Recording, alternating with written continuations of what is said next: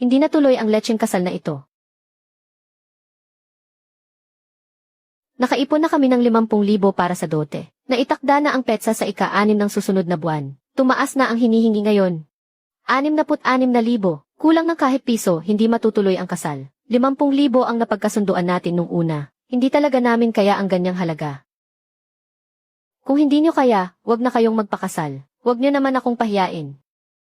Noon, ibinenta ko ang lahat para lang mapakasalan si Wei Rui. Pagkatapos ng kasal, nakipagkasabwat siya sa ibang tao, at tinanggay ang lahat ng ari-arian namin, na naging dahilan para mapalayas at mamulubi sa kalye ang mga magulang ko. Habang ako naman ay namatay ng mag-isa dahil sa malubhang sakit sa isang inuupahang kwarto. Dagdagan nyo pa ng 10,000. Sigurado ka bang hindi mo ito pagsisisihan balang araw? Kung wala kayong pera, aminin nyo na lang.